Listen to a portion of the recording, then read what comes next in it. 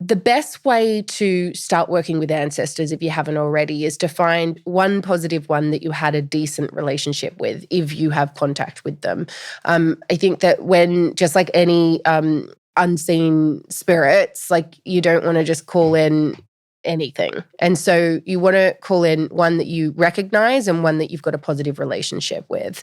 And so I did that. But when my grandma passed, who I was very, very close to in like actual life, it completely changed because I so recognized her energy. It was like she was the doorway for me. So finding your key, your doorway, your person, your key ancestor to step forward, I think really, really helps. Trust flows, surrender, let go. Trust flows, surrender, let go. Trust flows, surrender, let go. I'm the one I've been waiting for.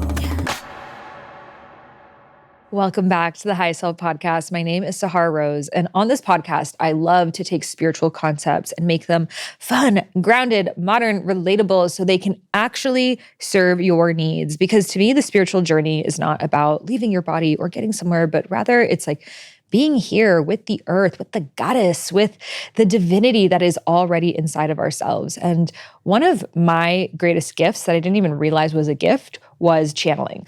And so if you haven't heard of the word channeling before, I'm not talking about changing a channel, but I'm talking about actually being an instrument of something greater than you. Now, you might think, oh, channeling like aliens or like Abraham Hicks or something like that. But to me, channeling is any time that you are in kind of a conversation with your highest self. And then from your highest self, you are actually maybe connecting to other energies, which we're going to be talking about. So for me, the first time I noticed that I was channeling was when I was giving advice to people.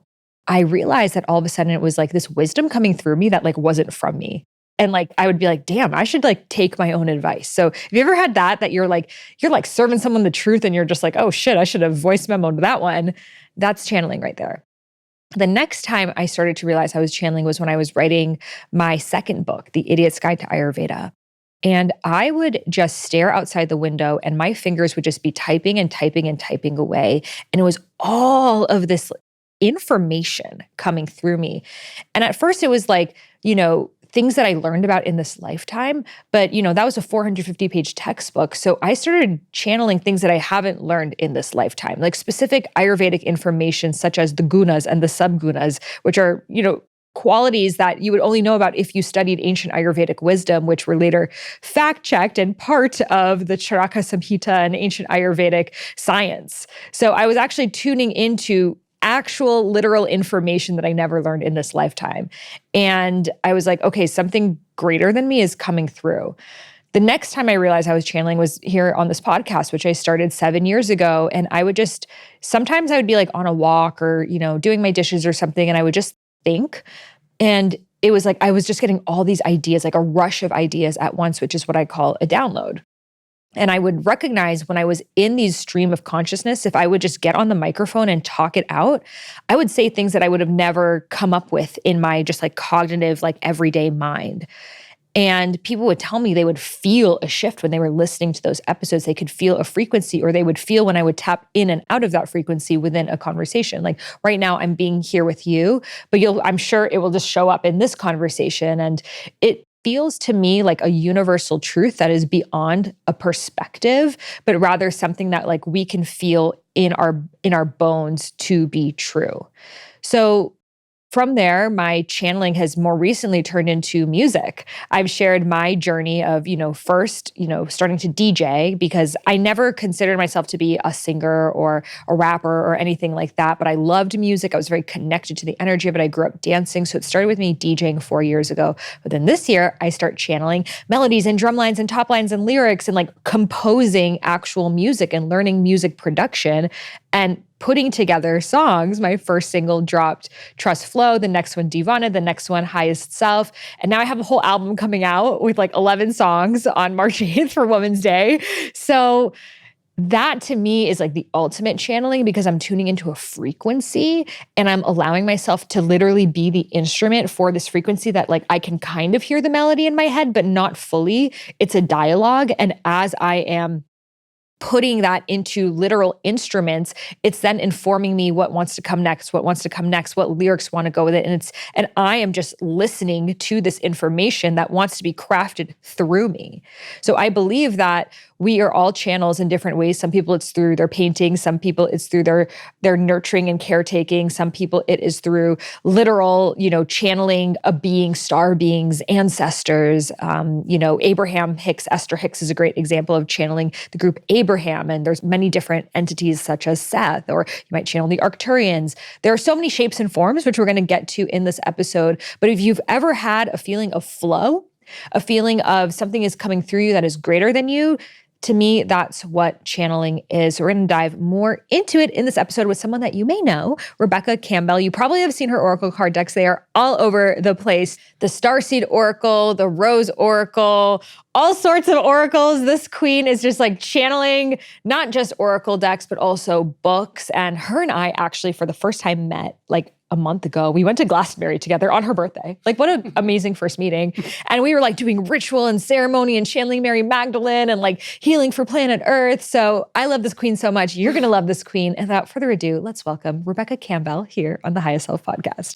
And before we get into this conversation, I would love if you would hit subscribe on this podcast.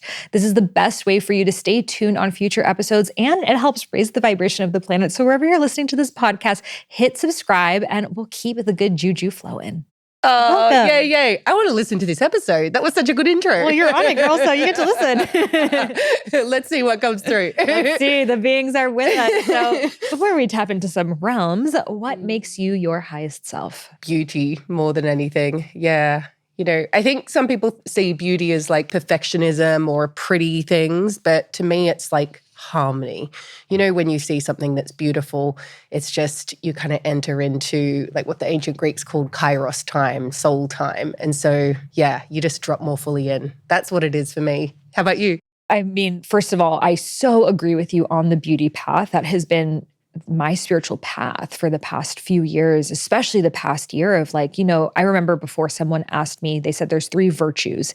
You either focused on making the world a more good place, a more true place, or a more beautiful place. And I learned this like 5 years ago. And at that time, I was like, well, definitely good or true. I was like, and I was like, not the beauty one. Because like that seems, we don't need that. We need to make it a better place. We need to improve things. We need to educate people, this, that. And now I would say beauty. Totally. Because without beauty, what's the point of life? Exactly. And I think also we tend to see beauty as like, if we think of the rose, it's like the perfect full bloom rose rather than, where it's autumn here, fall in London at the moment, and the leaves are falling and soon the branches are going to be bare. But like that's beautiful too. Yes. And so it's really the extremes of life and the impermanence of life that I think is the most beautiful, those moments. Yeah, and beauty is like ethereal and it connects us with something greater than ourselves, like channeling. So I would love to hear, how did you start to realize that you were channeling? When I first realized I was channeling, it was when I was writing in my journal over and over again and receiving instruction to write my first book, Light is the New Black. I connected with a group of beings called the Council of Light, and it just came hard and fast. Like I could not argue with it. It was like right there in front of me.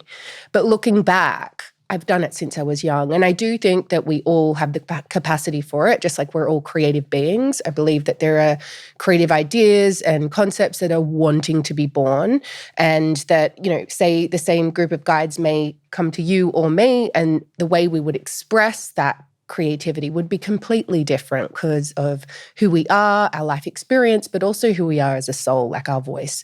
But when I was younger, I used to love riding the bus or walking in nature. So it was really motion, being in motion. And so it was like my mind just stopped. And all of a sudden, I'd enter this kind of altered state, which was very subtle. Like I couldn't really know it except for that flow state that you're talking about. When I was in my late teens, early 20s, I was working as a creative in advertising, and my job was to write headlines and come up with creative ideas. And I would do my best work, waking up at 5 a.m, walking along the beach, and I would pray to the water, pray to the sky, pray to something unseen to deliver creative ideas that wanting to come through.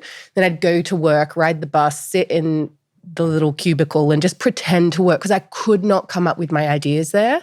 And so I really, looking back, noticed that there really was this nature connection, which tends to be where I do my best creative work when I'm in that, might be like a rhythmic pace, like the rhythm that walking brings, or, you know, I know you're a dancer, so the rhythm there. And so there's so many different practices that are practiced through all the different cultures in the world to shift us into that altered state so that we can merge and call in the connection with spirit. Yeah.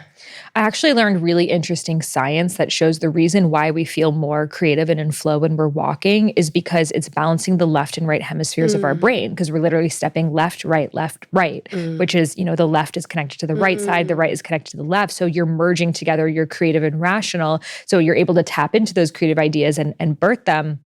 And that's like the scientific thing. And to me, like the spiritual thing is when you're moving your body, you're kind of releasing whatever tensions and traumas and holding patterns that you were holding onto, that you're coming back into the flow of life. Everything is in motion. You know, you're remembering the truth of who you are. And yeah, some of my best downloads have come from walking, from dancing, from yoga. To me, it's really hard to just sit and meditate and like come up with an idea from there. That's just never been my path. I think the feminine also needs that movement. So now, how do you get into a channeled state? Do you have practice? Do you kind of just wait for the muse to come? So there's been some states I've gone into where I've been in a full-on altered state where it's been like more trance. And so that has not come through trying. I've been in different conditions where that has come in. Like when I was doing my bhakti training, we were chanting for about a week on end, and I stepped inside the circle and all of a sudden, there it was. But day to day, when I'm doing my writing, it's chanting again. I chant as part of my daily practice. I find that it just drops me into my heart. And when I'm in that kind of really like that nectar space thing, it's just like showering down, and then I kind of like gently ease my way into it. What do you chant? Various different chants. I've got chants that I've created myself. And I mean, I love a Durga chant.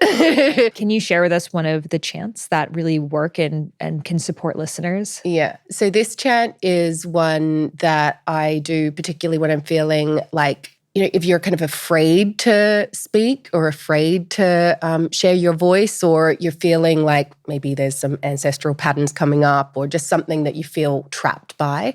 And it's called Unbound, Unbound, Forever Unbound. Yeah. And it basically goes, I've actually just recorded it. And there's many different layers to it, but just one layer is unbound, unbound forever, unbound,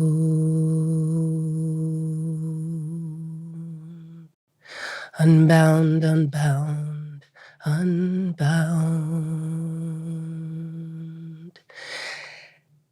Yeah. How did that word unbound come to you? So I was actually struggling for quite some time, like even before I wrote my first book, around sharing my voice. It's been such a big thing. Like I had a vision of the work I do now when I was a young teenager, and it took me, like almost 2 decades to actually fully step into it.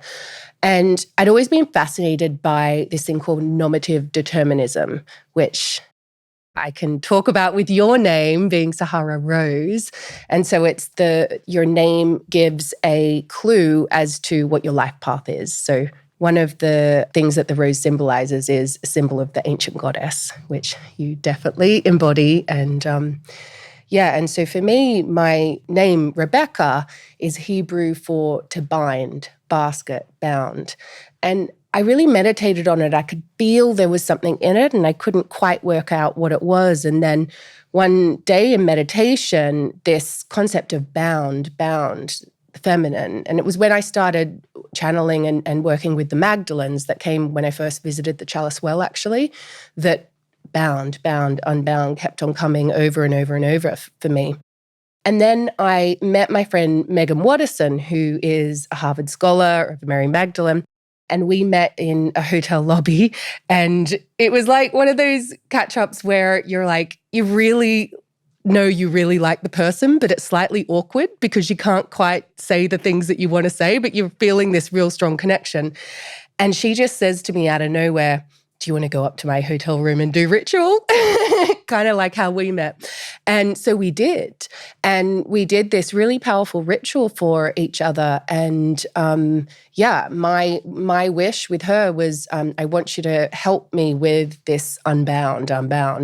And it was this phrase that she repeated over and over again and ended up writing about it in Rise, Sister, Rise. And since then, as I was teaching my workshops, it just kept on coming, and the melody. And it's a chant like most of my chants where it's meant to be many, many voices all together. And then, you kind of sing it, and then you sing it through your line all the way back and all the way forward. So it's quite an ancestral chant as well. Because you're listening to this podcast, I'm going to make a quick assumption about you. Your friends come to you for advice. Whenever you're at a party, someone corners you at the side of the snack table and starts telling you all of their childhood traumas.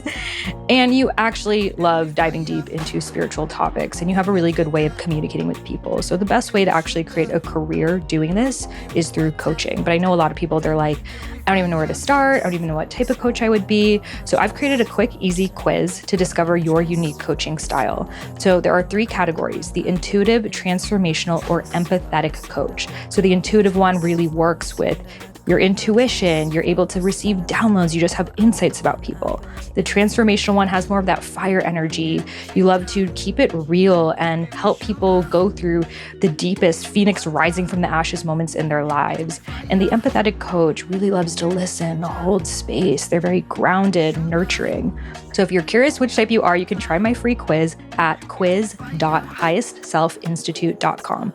Again, that's quiz.highestselfinstitute.com, which is my school that certifies spiritual life coaches. And you can find that link in the show notes. I'm super excited to see what type of coach you are, because I'm gonna hire you one day.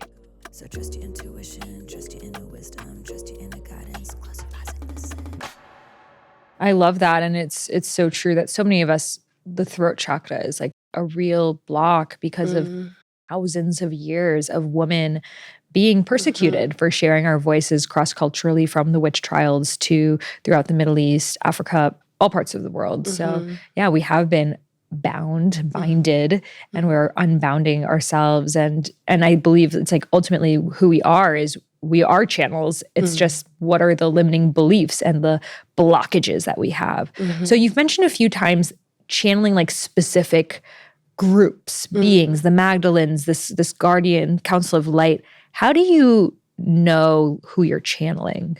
So I think the first thing to realize is, because when you're connecting with a particular energy, just like if you're meeting someone new for the first time, if you want to call them back on the phone, it's good to kind of at least make up a name, if not know the actual name. So the first thing I say when you do connect with a guide or an energy, to just ask it what you should call it, or if not, make up a name. You can call it Blue if you want, but just have a way, because that will end up being your shortcut to, like you were saying, channeling. You were saying it's not about the radio channel, but it kind of is when you're connecting in with the channel. So you know that it's, when you say the name, you can evoke or invoke the energy, and you know what frequency to call it through calling in the name. Yeah. So while you were channeling, you asked it, who are you? And they said, we are the Magdalens. We are the Council of Light. You actually heard that. Yes. Okay. Yeah. And all of the groups that I have channeled, as in that have worked through me for my creations, seem to be groups. And so I often hear it like over and over and over again. And I do find that often that seems to be something that happens with people. So it's like you hear, it's not like it's really staccato information. It's kind of, it comes in. Sometimes it takes a little while for you to tune into it, and then it just comes. And you find that whether you're writing or just listening or speaking, you'll find that there is like almost like a melody and a rhythm that changes, a cadence in your voice. Perhaps the tone of your voice changes. Like I know when I'm fully speaking from my soul, you call it like your higher self, my voice drops. And, I don't change, but it slows down. And I can feel the vibration in my body. If you are beginning to channel guides, you may find the same thing. Yeah, so it might go into that different cadence of your soul's voice, or there may be just a little slight difference in the energy. Yeah. So when you're channeling, do you just start to kind of like meditate, do your chant, see what comes through? Or do you say, I would like to tune into the energy of Magdalene, Kali Ma, etc.? Yeah. So a couple of things. First of all, when you first make connection, just like a person in real life, you kind of need to get to know them so you can recognize the energy and just say, hey, just like walk through the front door. And so you're like, yes, it's okay, I'm ready to sit down with you kind of thing. So once that connection's made, I will, writing is my main access point. I can channel immediately if I write. And so I've got this red book that I write in every day, and I spend, I'll do my meditation and then I'll write, and then they'll come in, particularly if I'm working on a creative project, like I'm in dialogue with them each day. I tend to, especially being a mum now, try and like set the time rather than it being just like, come anytime. But when I am in a creative process, like I'm writing a book at the moment, I'm working with a group of guides called the Ancient Grandmothers of the Earth, and they came at 4 a.m. the other morning. Now I could say, go away because I want to sleep. So when they came, what did that look like for you? I was asleep, I woke up, and I felt their presence. Okay. How do you feel the presence? For me, I feel a subtle shift in how my body feels. Like it's almost like there is like a warmth that comes that's not heat related. I don't know if that makes sense. And then I'll always get, it's almost like a whisper, but it's so subtle. It's so subtle. So it's not an external voice at all. It's a whisper. And it comes always like as if it's like a river flowing, or like a thread that I get one word and then the other and then the other. And it does feel like this golden thread. Totally, yeah. yes. And then what normally happens is I get a phrase, maybe 3 words, maybe more, and it tends to like flow And over. you're right as you're writing? Well, here's the thing. At this point, it's kind of like this. I can feel it kind of calling me. Okay. And then I get, if I don't pick up my pen and paper there, or in this case, it was my phone, it's not like I'm going to lose it. Like I could try and remember it, but often it doesn't happen. It's not to say when I sit at my desk or go for a walk, it won't be there. But I know that if the energy is there and I'm in a receptive space, write it down. Because it kind of goes back to when I was working as a creative in the corporate world. Like it will save me so much time if I write it down then. Otherwise, I'll be sitting there trying to write a chapter and it'll take me hours. Whereas if I just, and I think I'm getting it a little bit more now because I am a really busy mum. I don't have all of the time like I used to. And so it's not, when I was writing a book before, it was like it was all consuming. It was everywhere. Whereas now it's like the energy comes in and I get to choose. But I almost always accept because I know that I'll save a lot of time and I'm receiving for myself as well. I'm always in my writing. It's always me receiving the writing rather than like, being this expert. Yeah. Like you're saying, and it's like, oh my gosh, I need to listen to that. Yep. Like I remember at my wedding, my husband's best mate, who was the best man, he did a hilarious speech. And then he started reading something out and like as in like wisdom advice or whatever. And I was like, oh my gosh, that's so beautiful. I so need to know that. And he's like, it's from your book. And I didn't even know. Yeah. So I think this is what happens when we channel. And I do believe we all have the capacity for it. Now, the way we express it will be completely different. But I think that we can all, we're creative beings. This is a creative world. So I always see people sharing on their stories quotes from my book, and I like screenshot it. I'm like, damn, that's a good one. I need to implement that. Yeah, But exactly. it's like we really are receiving for ourselves. Yeah. And I love how you said the golden like string of words. That's exactly how it feels. Is it for you? For me, it's like I'm like going on a walk and I like start to get these ideas. And it's like, for me, I voice memo a lot. Yeah. So I'll like record myself and I'll start, because it's going so fast. I find if I actually try to write it, I'm not quick enough. I was thinking that about you, especially like really hearing and receiving you at the beginning. I was like, oh my gosh, you're like throat chakra, ladies, like just like, like there's so much. Is that a Pleiadian thing? Yeah, I don't know. That's just what I was getting. Yeah, I do have a defined throat in human design. Yeah, right. So I find I voice memo so it. your thing. Yeah. But I find that a lot of the channel comes through once I start voicing it or write. Like I used to do a lot of just typing it. Yeah. So when it's in my head, it's so muffled. It almost feels like I have like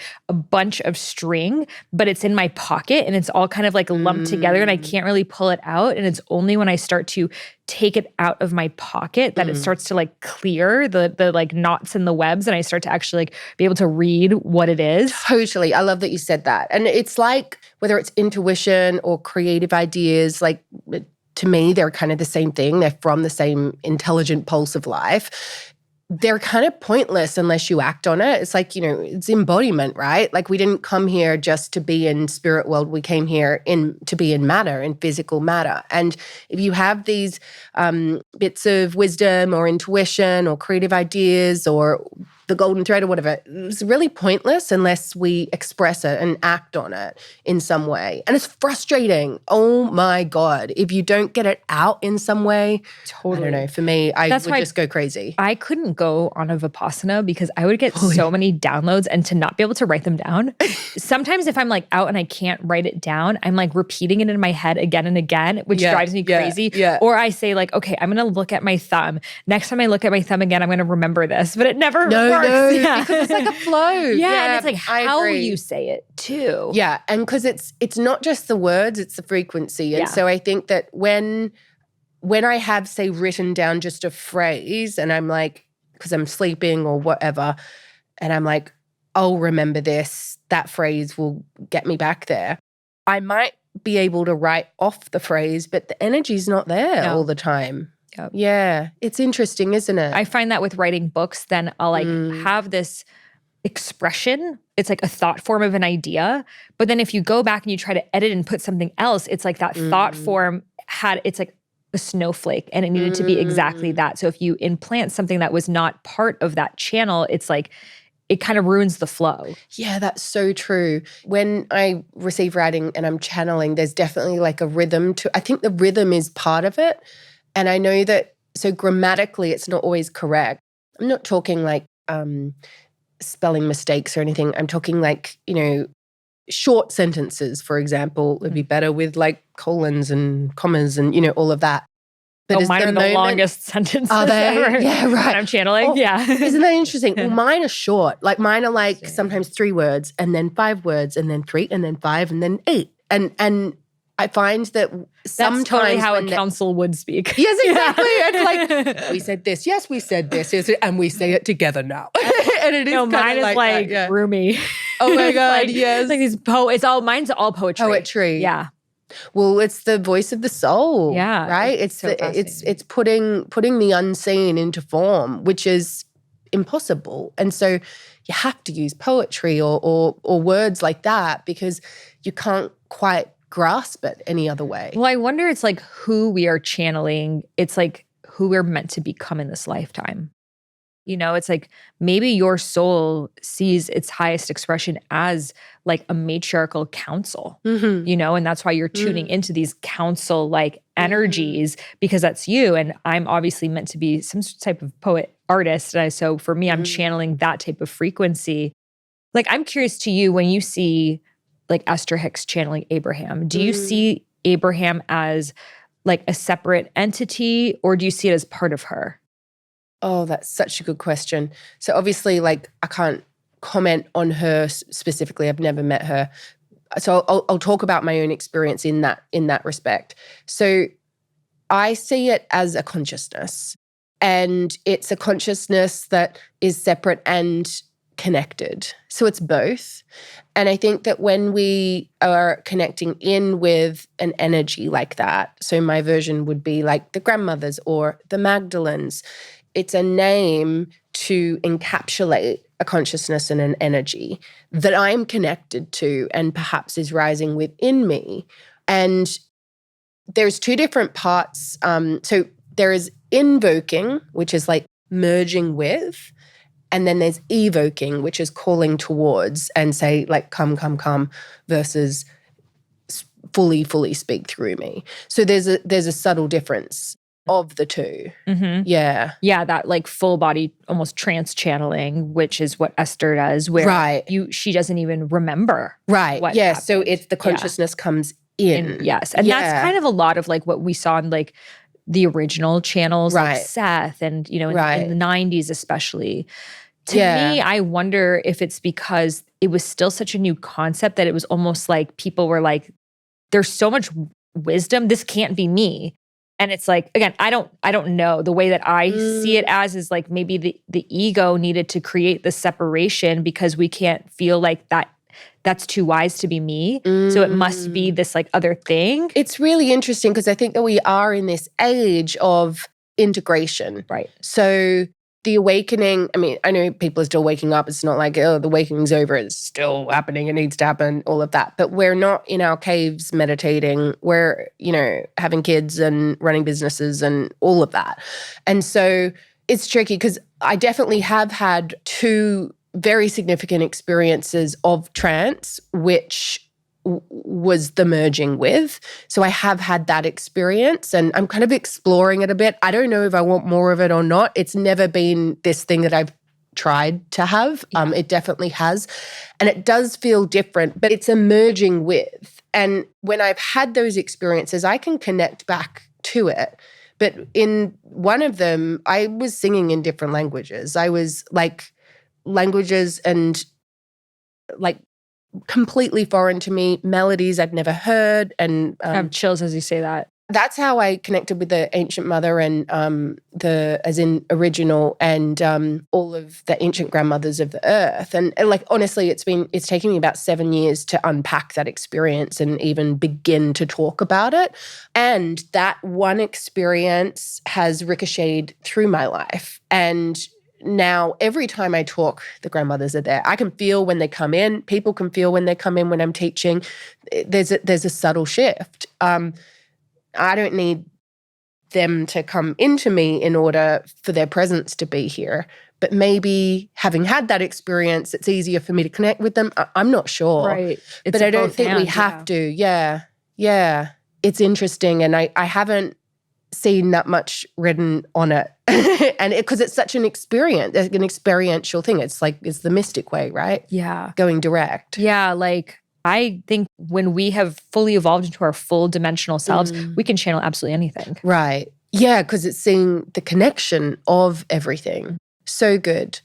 I love that you shared that of like, and what you did after. Because I think what I want to say, if there's anyone listening who's like, I want to channel. First of all, ask yourself why you want to channel and get clear on that so you know why you're doing it. But if you do, you may want to journal or you'll find your way of doing it. But I think it's really important to, just like you wouldn't keep your front door open all night long, you kind of like are conscious when you're opening the door and connecting, and then conscious that you're closing the door as well. So if you're a wellness girly on social media, you've totally already seen those videos of the chicks wearing the infrared red mask. And you've probably thought, should I get one of those? Does it actually do anything? So I decided to give it a go. I mean, for me, I'm always up and moving. So having something on my face that like makes me sit down, first of all, great for my relaxation. So I decided to try it just for 10 minutes a day. I would listen to music, breath work, meditation, just do my thing. And first of all, it was just me time, which I loved, but I definitely noticed like I have a lot of like kind of like hyperpigmentation. I feel like it really helped resolve that.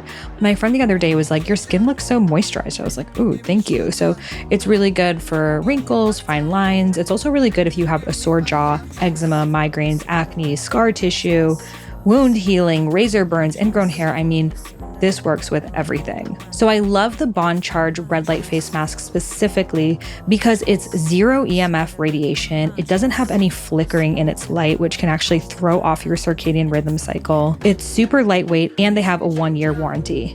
They ship worldwide, have super easy returns and exchanges, and tons of other amazing products like blue light glasses, EMF protection, and so much more. So I highly recommend giving them a try, and you can head over to boncharge.com/Sahara and use coupon code Sahara to receive 15% off. That's BONCHARGE.com/Sahara with coupon code Sahara for 15% off. And you can find that link in the show notes. So trust your intuition, trust your inner wisdom, trust your inner guidance. Close your eyes and listen. So I want to talk about channeling different goddesses because that is coming through majorly in the collective. That's been a huge part of my work. Yeah, I see. Let's say someone has a specific quality they want to call in. They want to call in romantic relationship or courage or something like that. How do you suggest we, first of all, like choose which goddesses we want to tune into, and how can we develop a relationship with channeling them? So I would always start with any that you're familiar with, particularly if it's from your ancestry or your tradition. So you've already got a connection and a relationship with them. So for me, that was Mother Mary. She was always my gateway. But allow, rather than kind of like seeking and kind of like trying to find the right one, allow her to come to you, because the goddess has so many different faces. And so I would just begin by saying like, come, goddess, come, goddess of my own understanding, come, goddess, come, reveal yourself to me. And just notice who comes. And it might be through human form, someone who reminds you of something. It might be through going into a shop and seeing a beautiful bit of art. But I'd start there rather than being like, oh, I need to find like from the linear head. But notice what comes to you. And then once you have made that connection and found it, there's so many different ways that you can connect. Then I'd say learn about her, find a teacher, or whether it's like online or in person, who is like has really, really studied her, but have your own direct experience as well. There's so many chants of so many different goddesses. So you may like to sing, you may like to meditate, you may like to dance. But I'd always be like, it's about the direct experience rather than like being like, I have to go in a linear way to like, look at a book and study the book. See what emerges for you. Absolutely. I find even just looking at images of different goddesses, you'll feel calls to certain ones. Like I remember when I first saw Saraswati, like over 10 years ago, I was like, that is me. I am her. Yes. And it was just like the this music. love affair, the music. And even at that time, it was more like, just even the writing, the just creativity and expression. I'm like, that is who I feel my highest self is. So I was always like, any prayer I had, morning, night, rituals, always calling in Saraswati energy. I had altars of her, etc. And then I was very much just working with like Vedic Hindu goddesses because they're all really related. Then more recently, in the past 2 years, the Kemetic Egyptian goddesses started to come online for me. And it was interesting because while I was in Egypt, I thought I would be working a lot with Auset, aka Isis, which is her Greek name. Her actual name is Auset. And that's an important thing, guys. Use their real names and their real pronunciations. Because if I'm saying Isis, which is a Greek made-up name, I'm not actually calling in the frequency of Auset. Thank you. And, Hathor, that's not her name. It's Het. So, being in Egypt, just while I was there, I thought that Auset, Isis, would be my main one. But any temple I went to, I would ask the guide, who's she? Who's she? And it was always Het, always Hathor. Wow. And it was like something was pulling me to her again. She's the goddess of music. And I even have her tattooed on my spine. Wow. I have like these hieroglyphics. And, and it was right after my divorce. And I was like in the midst of this, like just so much pain, like my world crumbling apart. And one of the guides, she was of the Sisterhood of Sekhmet. And she took me to the Sekhmet temple and she's like, do you want to become a devotee of Sekhmet? And I tuned in. I was like, no. Because Sekhmet is very, she is like that Kalima energy of she's the lioness. And this Egyptian woman, she was powerful and strong. And I love that, but that's not who I want to be. I don't want to be like the warrior of justice. I don't want to be like, I'm going to get right by him. Like, I don't want to live in that energy. Right. Like, I just want to create. Yeah. And it was there that I decided I so deeply respect the medicine of Sekhmet. And it was like, I had to learn how to embody that in myself, of like stand up for myself, have my boundaries. But I also really had to learn the energy of, compassion, the Kuan Yin energy on the other side. And then, but my ultimate muse is being a channel of creativity. So it's almost like I find the creative goddesses in every pantheon. So perfect. So perfect. Yeah. Oh, I love that story. Yes. So now let's talk about channeling ancestors. How do you work with that? After I had that experience with the ancient grandmothers, I started going through this. I just had given birth to my son, and it was a painful birth, but it was a positive birth. It wasn't overly traumatic, but full on. And it really unlocked so much in my feminine line around birth. I think sometimes it's like, be careful when you have an initiation, because there's a lot of integration that follows, even if it is instant. And so that really opened everything up for me. And I began my ancestral work, like the deep ancestral work then. The best way to start working with ancestors, if you haven't already, is to find one positive one that you had a decent relationship with, if you have contact with them. I think that when, just like any unseen spirits, like you don't want to just call in anything. And so you want to call in one that you recognize and one that you've got a positive relationship with. And so I did that. But when my grandma passed, who I was very, very close to in actual life, it completely changed, because I so recognized her energy. It was like she was the doorway for me. So finding your key, your doorway, your person, your key ancestor to step forward, I think really, really helps. Yeah. Yeah. And then you can call forth all your positive ancestors and ask each of them to support you. And, one's known and unknown, particularly for those of us, which is pretty much all of us, who've had persecution and severing and separation and wisdom and all of that just bound in our ancestral lines. Calling upon them and reaching back to the ones who never forgot, back to the ones before the burning times, or, whatever it is in your ancestral line, to reconnect and then sending it forward and back. Yes, really powerful. Yes, I think in prayer to say, calling in the ancestors that are healed and rested and want my highest good. That's so good. Healed and rested. Yes, because it takes few lifetimes and generations back to actually, at least 7 generations back to be rested. And we don't know the names of those ancestors. Right. So I started channeling with automatic writing. That's actually really how I started with connecting with my ancestors. And I was doing this automatic writing process, which is basically, for those of you who don't know, you'll write with your dominant hand as yourself. So you'll introduce yourself to, for me, it was my grandfather, who I've never met. He died when my dad was 15.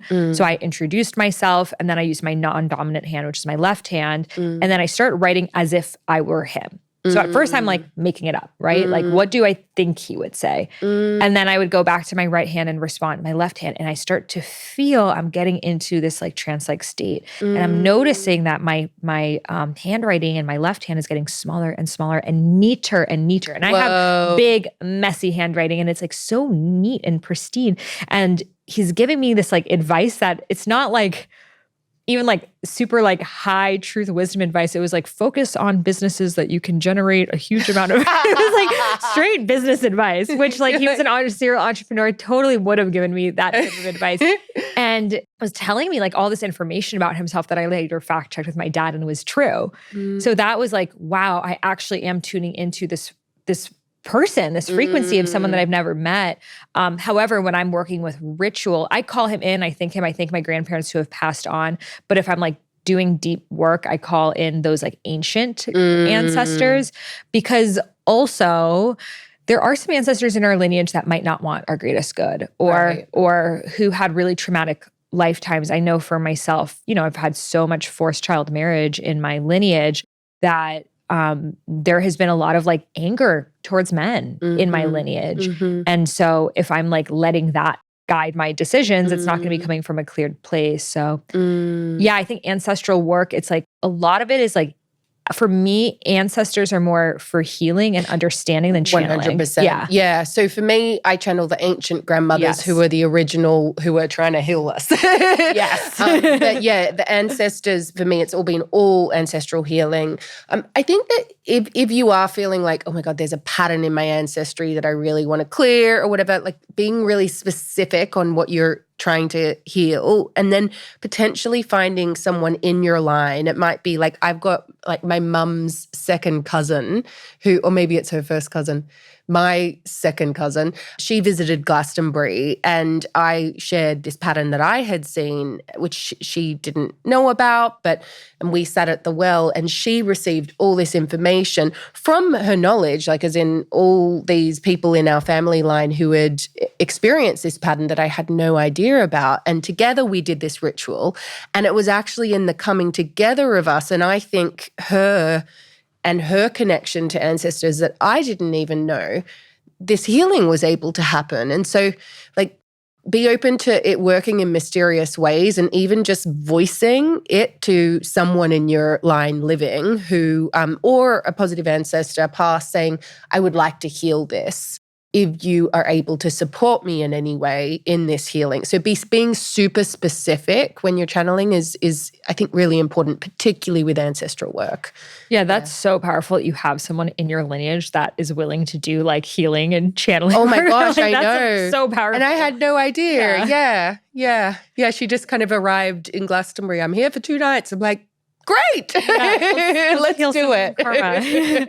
So I want to talk now about channeling different star beings, like the Pleiadians, the Arcturians. I know a lot of your work has been around this. So first of all, how do we know who to connect with? Well, I personally have never seeked it out, like as in I am connecting with this now. It's always been through direct experience. And I am a bit of a believer in that. Like, why do you want to do it? Being clear on why you're doing it, beyond just I want to look clever or whatever it is. Being clear on why you're doing it.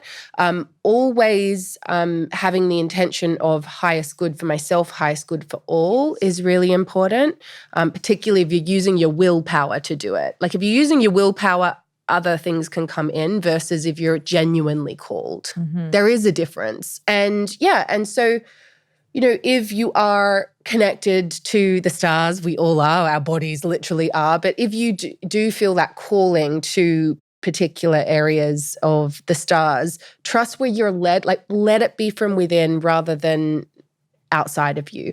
And then if you are, just in the same way that you'd connect in with a goddess, you'd do the same thing. And so calling in the, just like you'd say, come, come, goddess, come, you could say, come, come, beings of Pleiades, come, only positive beings, that kind of thing. Yeah. Yeah. Do you suggest that we read about each one's, or just their names will appear to us?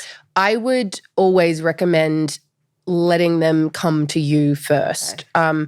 But being curious, like noticing if they do, but I wouldn't go studying a textbook and being like, now I want to connect in, now I want to connect in. Yeah. It's fascinating because I've never had any star being come to me. And I'm like, maybe I'm just not from Earth. I've always had mermaids, but I'm very Lemurian. So would you suggest channeling the Lemurians? Only if you're called to. But, it's interesting because you're connected to Egyptian goddesses, and there's a lot of mythology around them being from the stars as well. So, for example, you might look at the goddesses that you're connected to and read about the stars that they're from, Orion or wherever, and maybe that will be a doorway for you. Mm-hmm. Yeah. People have told me that I'm from Mintakan. That's where I'm from. Oh, makes sense. Because it's like a water planet. Yeah, totally. Crystal clear waters. And it's interesting, this starseed concept, because at first when I heard about it, I was like, oh my God, I finally understand why I've always felt the way I've felt. And I started doing soul readings, and so many starseeds started coming to me, and it was like from here, from there. And then all of a sudden it was like, that work is complete. And I started writing, and it was a few years on, and I realized, oh my gosh, I had this notion in my head that it was like my soul is from here and I am on earth and I'm separate from that. versus my soul has experienced there, but it's also experienced there. Just like, you've just spent how long? 6 months in the UK. Like, I'm sure you've gotten a little bit of an accent, and I'm sure the city has influenced your spirit a little bit. Yeah. You're now a medium of ghosts. Like, I'm just fully in Slytherin, but no big deal. yeah. And so the same exists at a soul level. Like, all of our past lives, like, cause an imprint on us. All of the places that we've been in between lives influence us, and the same exists from elsewhere. So yeah, I've kind of been deepening and developing my understanding of the starseed concept. I'm not against the concept of us being from one place, like, and perhaps that's where our we spent our origin. Maybe that's where we've spent most of our time. But I think most of us, if we have a connection to the stars in that way, we probably have been different places. Like, there's a lot of channel materials, for example, about in between lives and going to places to study and da-da-da-da-da. So, Yeah, because I have memories of Lemuria and Atlantis. Right. Right, exactly. I feel my dharma is to bring the Lemurian frequency of the heart, the tribe, the community. Even I'm just drawn to like Hawaii, Bali, tropical places. However, I can feel that Atlantean frequency in me too. So yeah, I do believe our souls have traveled and continue to. It's like even past lives, it's not like a sequential thing of like, okay, I was born on this day and died on this day, and then I became this person and that person. But rather it's like, I mean, on the quantum level, it's all really happening in the now, that it's like your soul is like right now simultaneously. Like, I see your soul as this like massive like galaxy. And so one piece of it is experiencing a lifetime in ancient Egypt. Another piece of it is experiencing as a medicine woman in Guatemala. Another piece of it is experiencing it as a French aristocrat. And it's like all actually in the now, but our minds can't perceive it. So we have to put this like sequential order of time for it to make sense. That's how I see it. Yes, I love it. And it's fascinating because, I talk to a lot of people who feel like they're not from Earth, like this feeling of nostalgia, this feeling of since you were a kid of like, I don't belong here in this family, and looking up at the stars and like feeling homesick, and so I feel like realizing that you're a star seed helps people connect to this like greater than themselves version.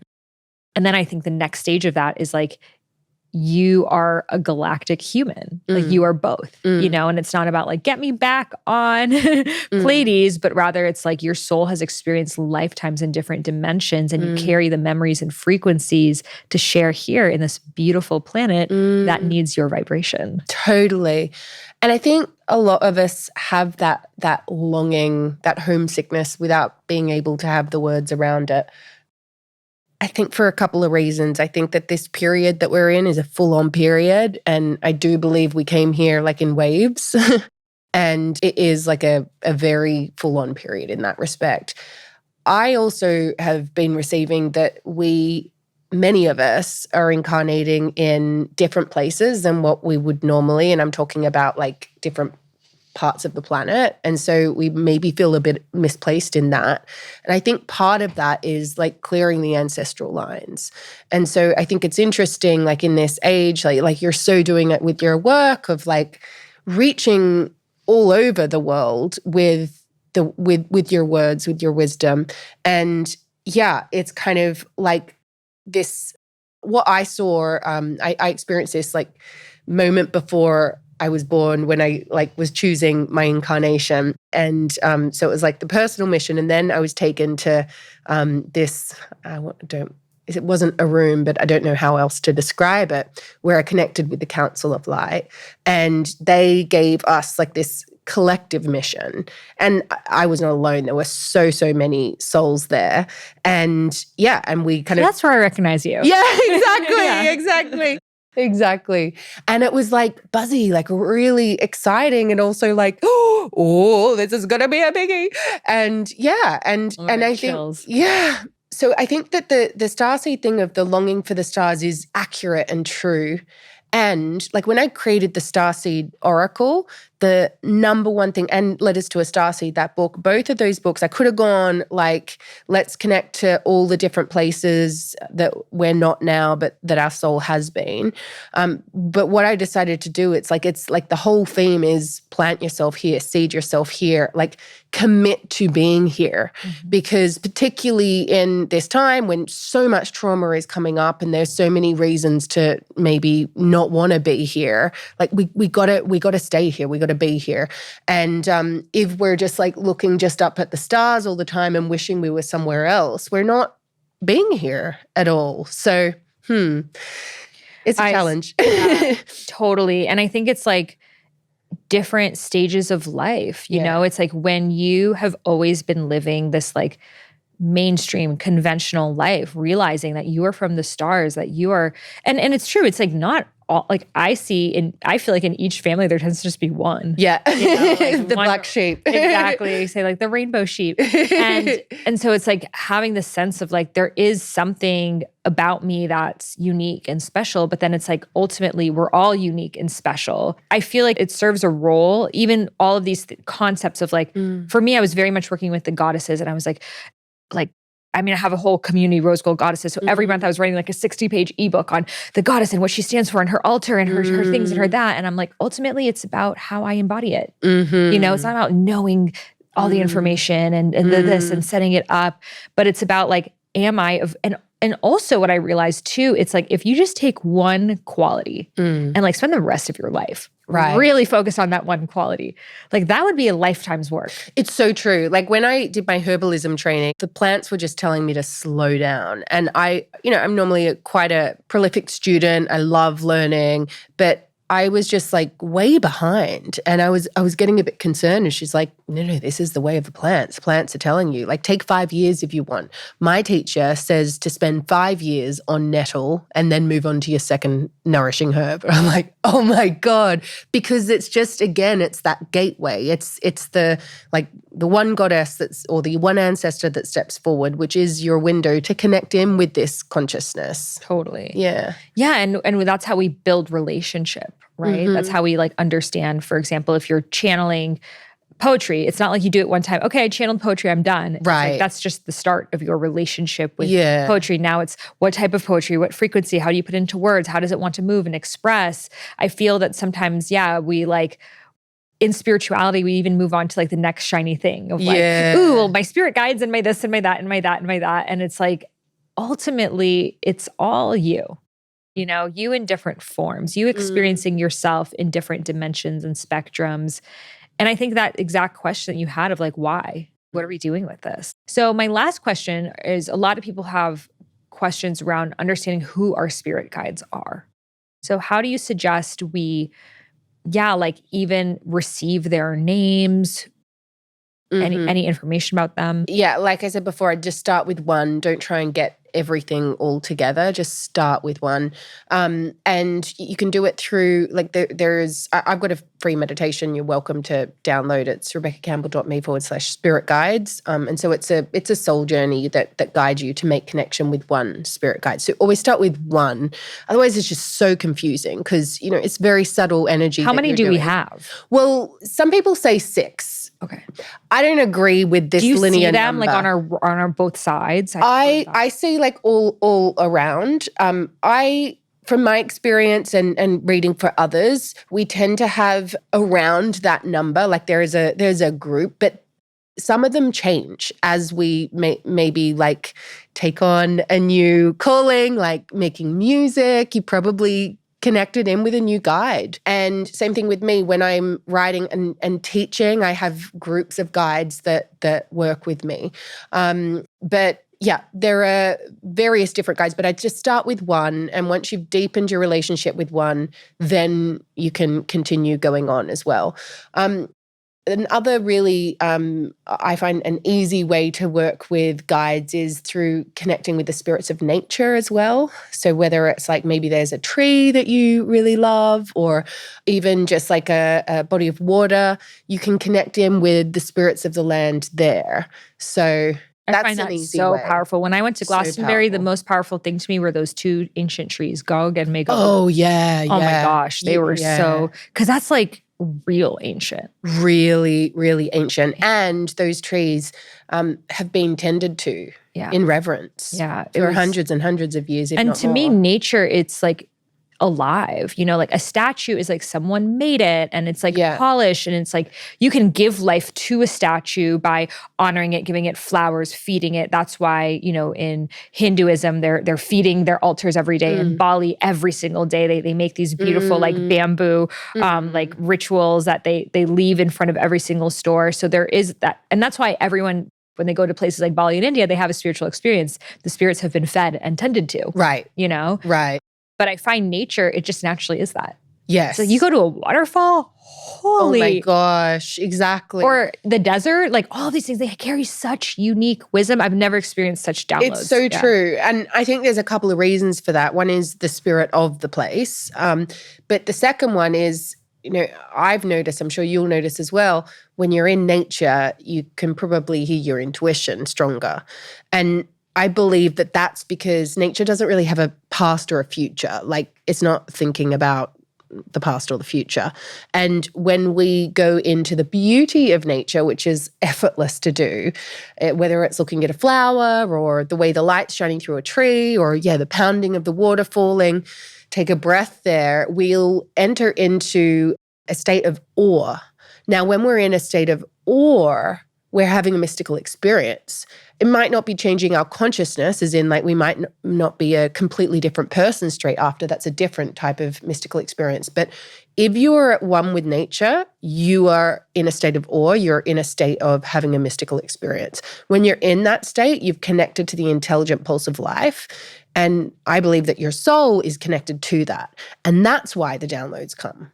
Yeah. Absolutely. And for those of you who say, well, I don't get downloads when I'm in nature, I would say, are you on your phone? Are you right. to this podcast? Are you, replying to text on Instagram? Like if we actually just sit with ourselves in nature, and it could just be in front of like a tree at your park in Central Park. It doesn't need to be in like untouched nature necessarily. Watching the waves roll in. Oh my gosh. Just a flower. Just like walk down your street, your neighborhood, and just have like 10 breaths looking at a flower. And the qualities of that nature change you so much. Like I was always like a beach person. I always lived in front of the ocean. And then after my divorce, I was like, I'm going to live in the mountains.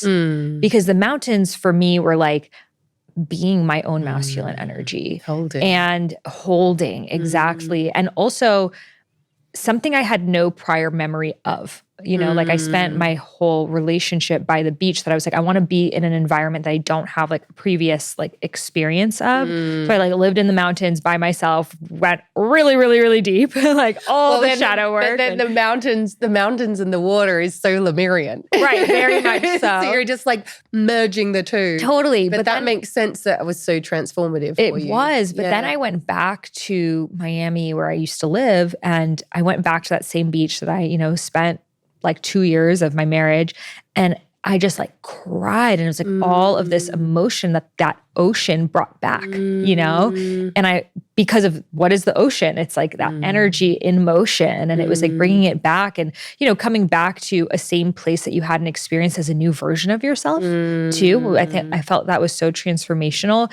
And then that helped heal this like concept I had of like, I can't be by the beach anymore. Now I'm a mountains person. Now, and it's like, oh no, it's like you have to step away from something, clear your relationship with it. And now I have like a new relationship with the ocean. So yeah, it's so, and then like different, being here in England has the fairy frequency, the gnomes, like all these elementals. I'm curious what your experience is with the mystical beings here. Totally. Well, yeah, it's interesting. The unexpected spirits of nature that have come to me are the stones. Ancient stones like Avebury stone circles, so powerful. Even when I was like, I just turned 19, I came over here.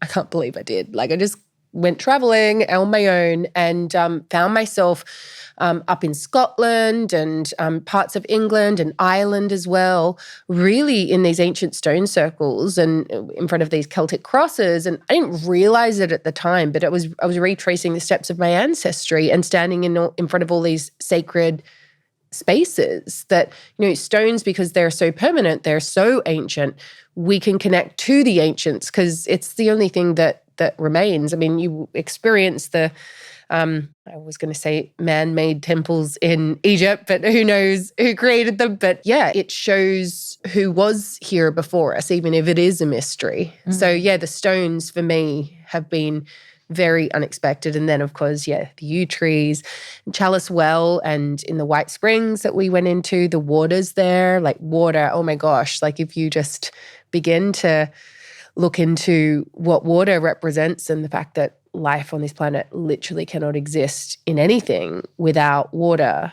you're like, oh my God, is water God? Yeah, and even just like energetically clearing yourself with water, taking a shower, imagining it being a baptism or a waterfall, going into salt baths, going into the ocean, going into lakes. I feel such a purification. Like for me, my most powerful spiritual experiences have been in the Balinese water purification temples.